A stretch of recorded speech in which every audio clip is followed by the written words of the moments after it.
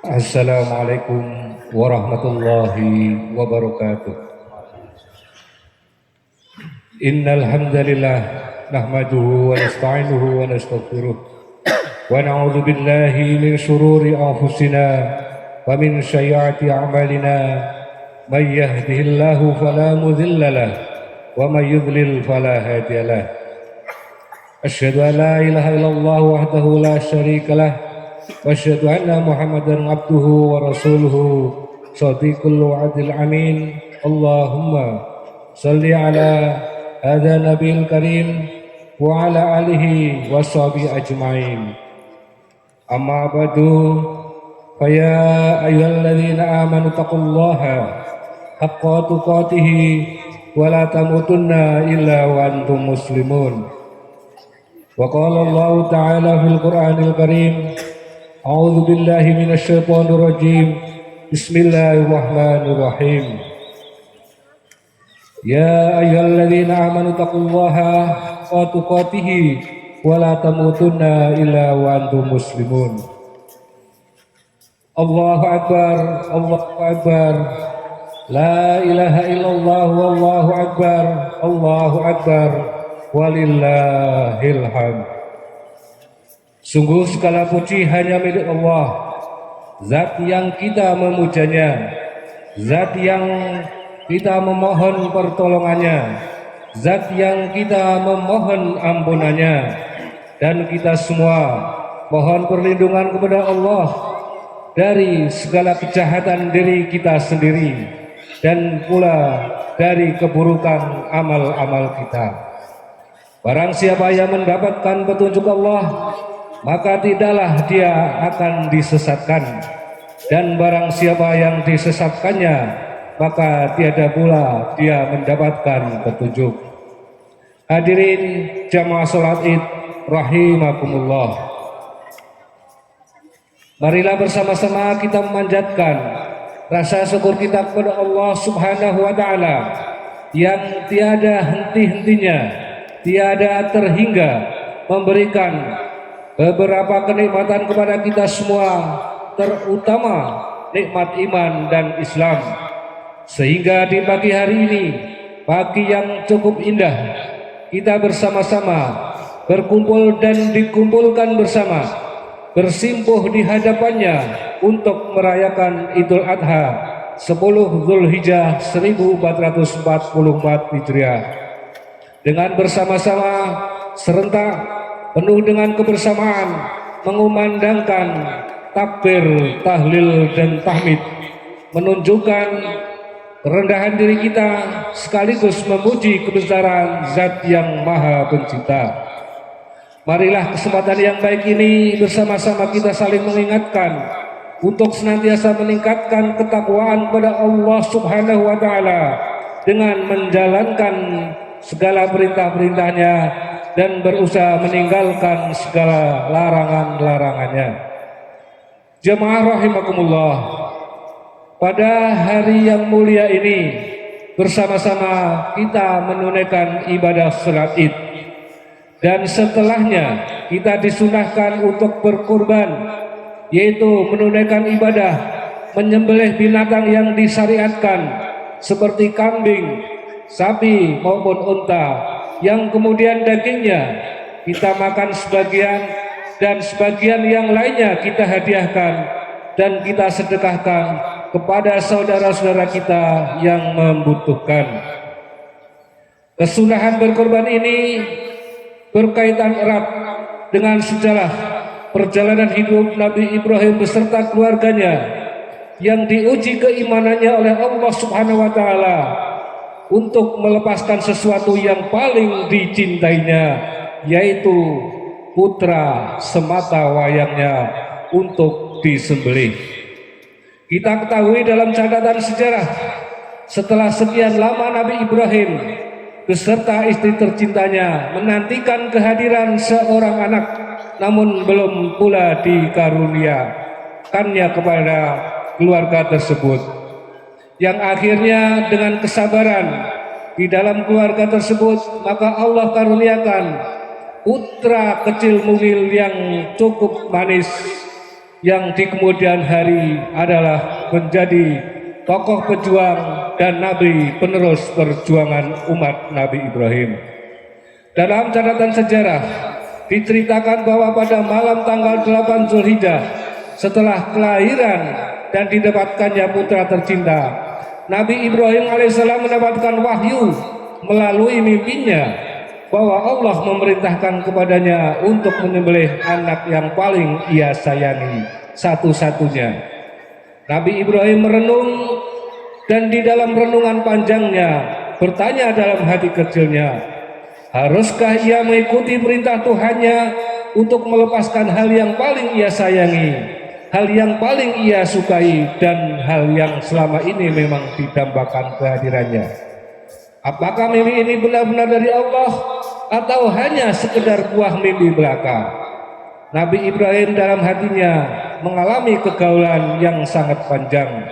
Karenanya pada tanggal 8 Zulhijjah disebut dengan hari Tarwiyah, yang berarti hari perenungan atau hari merenung, yaitu hari di mana Nabi Ibrahim alaihissalam melakukan perenungan yang panjang atas mimpinya, dan kegalauan Nabi Ibrahim alaihissalam mendapatkan jawaban pada malam berikutnya, yaitu pada malam 9 Zulhijjah, bahwa ia benar-benar dengan yakin seyakin-yakinnya diperintahkan oleh Allah untuk menyembelih anak kesayangannya yang bernama Ismail, dan itu sebagai wahyu perintah.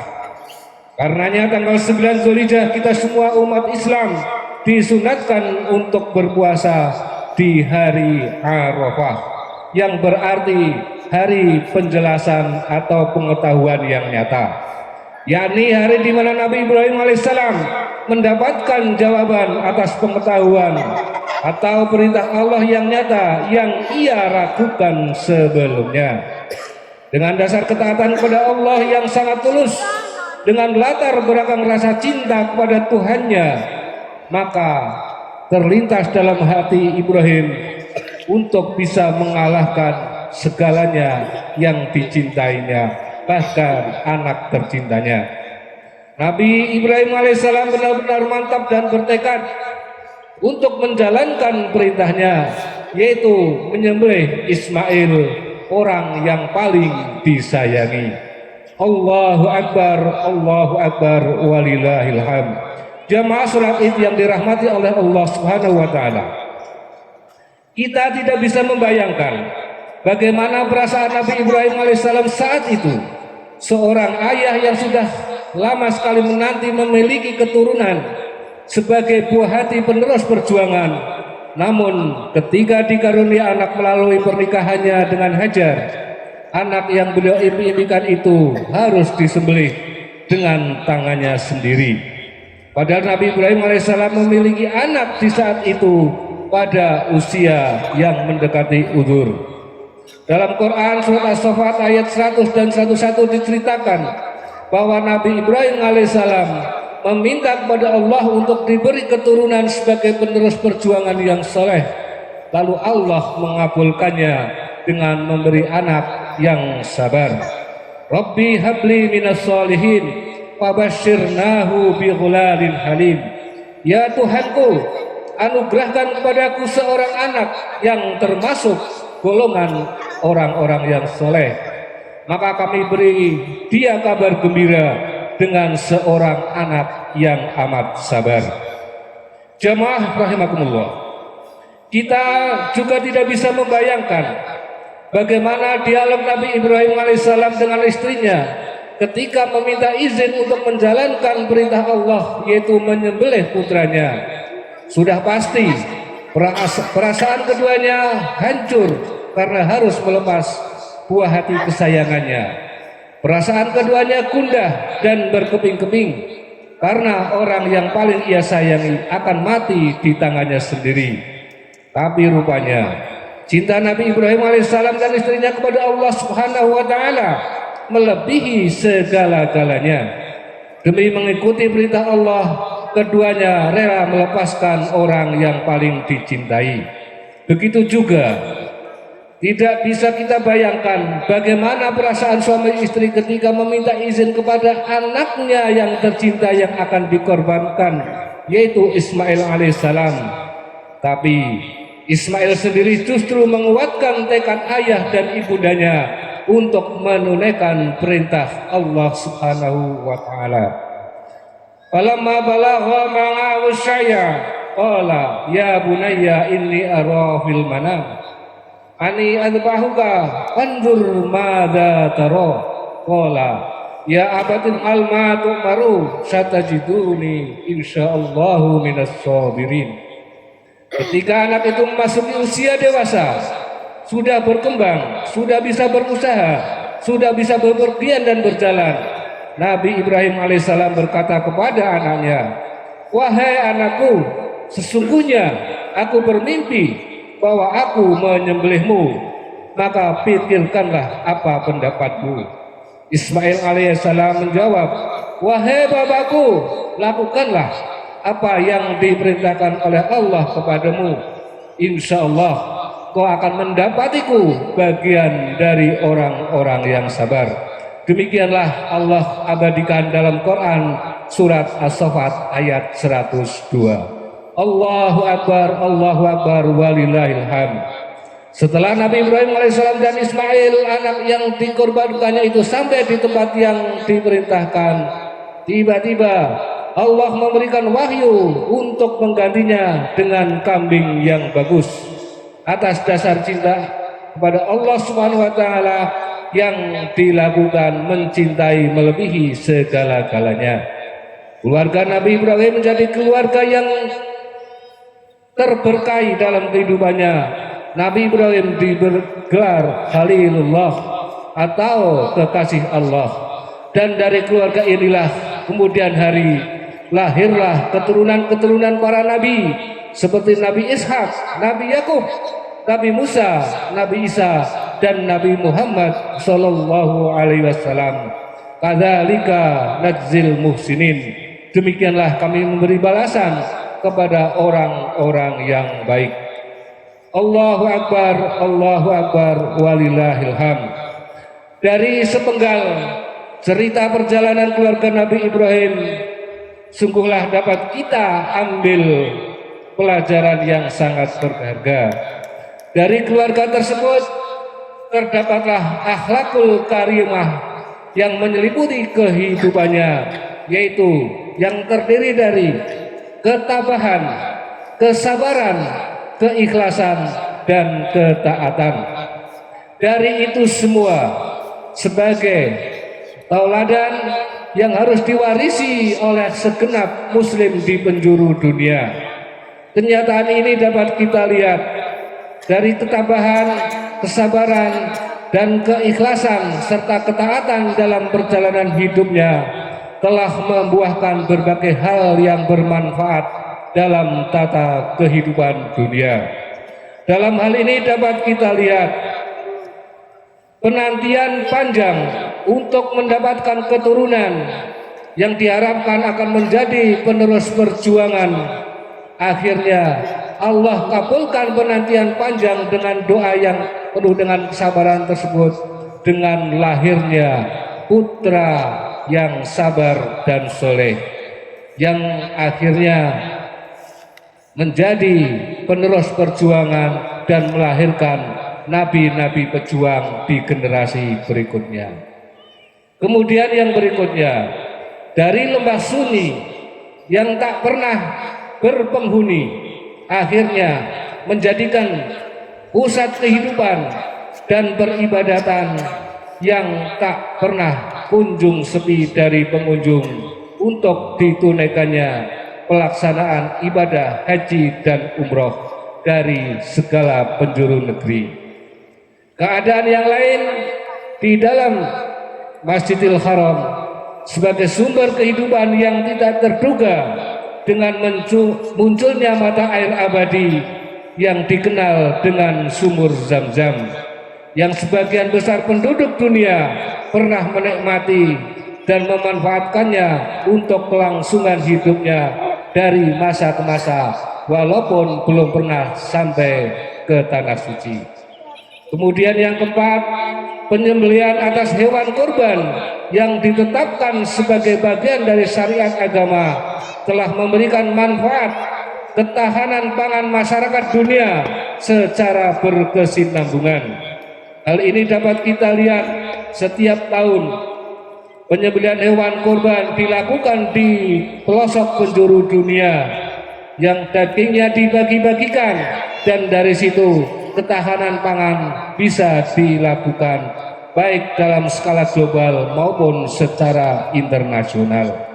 Kemudian yang kelima, bahwa pelaksanaan ibadah haji dan umroh sebagai bentuk aktivitas abadi yang berawal dari peristiwa Nabi Ibrahim telah menjadikan sebagai anugerah penduduk bumi, yaitu dengan menopang pertumbuhan ekonomi di berbagai sektor kehidupan. Hal ini dapat kita ketahui dari pelaksanaan ibadah haji dan umroh, berapa juta manusia yang ikut menikmati bagian di dalamnya dalam proses mungkin persiapannya, pelaksanaannya maupun di akhir kegiatannya. Hal ini menunjang ekonomi umat di penjuru dunia secara signifikan dari waktu ke waktu. Allahu Akbar, Allahu Akbar, Allahu Akbar walillahil hamd. Ternyata buah ketabahan, kesabaran, keikhlasan dan ketaatan keluarga Nabi Ibrahim kepada Tuhannya telah melahirkan dan membuahkan kemaslahatan hidup yang cukup berarti, sehingga pantaslah kita semua sebagai umat Islam yang hidup sekarang ini dapatlah kiranya untuk mewarisi ketabahan, kesabaran, keikhlasan dan ketaatan kepada Allah Subhanahu wa taala yang diharapkan pula akan melahirkan kemaslahatan untuk kehidupan di era sekarang ini. Yakinlah, seandainya suatu kehidupan masyarakat, ketabahan, kesabaran, keikhlasan dan ketaatan meliputi kehidupan kita di berbagai sektor kehidupan dan di setiap pelaku kehidupan, maka kemaslahatan umat akan tercermin dalam kehidupan dari waktu ke waktu. Maka Allah Subhanahu wa taala memberikan pesan, fasbiru kama sabara ulul azmi minar rusul. Maka sabarlah sebagaimana sabarnya para ulul azmi dari para rasul. Jamaah rahimakumullah, Allahu Akbar, Allahu Akbar, Allahu Akbar walillahil hamd. Akhirnya marilah bersama-sama di waktu yang penuh khusyuk ini kita mohon kepada Allah Subhanahu wa taala, semoga kita semua umat Islam di penjuru dunia diberi keringanan, diberi selalu petunjuk untuk mampu meneruskan, mewarisi perjuangan para nabi untuk bisa mewujudkan kemaslahatan hidup yang lebih baik di hari-hari yang akan datang. Dan di akhir khutbah ini, marilah kita bersama-sama berdoa menundukkan kepala sejenak untuk memohon kepada Allah yang Maha Rahman, Allah yang Maha Rahim, untuk kebaikan kita semua umat Islam dimanapun saja berada. Innallaha wa malaikatahu yusholluna ala nabi ya ayyuhalladzina amanu shallu alaihi wasallimu taslima. Allahumma sholli ala Muhammad wa ala ali Muhammad wa barik wa sallim. Alhamdulillahi rabbil alamin. Alhamdulillahi rabbil alamin wassalatu wassalamu ala asrofil anbiya'i wal mursalin wa ala alihi wa sahbihi ajma'in. Allahumma anta salam wa minka salam wa ilaika ya'udu salam. Hayyana rabbana bisalam wadkhilnal jannata darussalam. Anta rabbana dzul jalali wal ikram. Allahumma ighfir lil mu'minina wal mu'minat wal muslimina wal muslimat al ahya'i minhum wal amwat innaka sami'un qaribun mujibud da'wat. Allahumma ighfir lana wa li walidaina warhamhum kama rabbayana shighara. Rabbana ighfir lana wa li ikhwanina alladhina sabaquna bil iman wa la taj'al fi qulubina illa lil ladzina amanu rabbana innaka ra'ufur rahim. Allahumma a'inna ala zikrika wa syukrika wa husni ibadatik ya hayyu ya qayyum ya dzal jalali wal ikram. Allahumma aslih lana dinana alladhi huwa ismatu amrina wa aslih lana dunyana allati biha ma'ashuna wa aslih lana akhiratana allati ilayha ma'aduna waj'al hayata ziyadatan lana fi kulli khair waj'al lil mauta rahatan lana min kulli syar. Allahumma inna na'udzubika min jahdil bala wa darkis saqa wa su'il qada wa samatatil a'da. Allahumma inna na'udzubika min adzabi jahannama wa min adzabil qabri wa min fitnatil mahya wal mamat wa min fitnatil masiihid dajjal. Rabbana la tuzigh qulubana ba'da idh hadaitana wa hab lana min ladunka rahmah innaka antal wahhab. Rabbana atina min ladunka rahmah wa hayyi' lana min amrina rasyada. Allahumma inna na'udzubika min ilmin la yanfa' wa min qulubin la tahsha wa min nufusin la tasba wa min da'watin la yusma. Rabbana zalamna anfusana wa illam taghfir lana wa tarhamna lanakunanna minal khasirin. Rabbana atina fid dunya hasanah wa fil akhirati hasanah wa qina adzabannar. Rabbana taqabbal minna innaka antas samiul alim wa tub alaina innaka antat tawwabur rahim. Wa sallallahu ala nabiyyina Muhammadin wa ala alihi washabihi ajmain. Subhana rabbika rabbil izzati amma yasifun. Wassalamun alal mursalin walhamdulillahi rabbil alamin. Wassalamualaikum warahmatullahi wabarakatuh.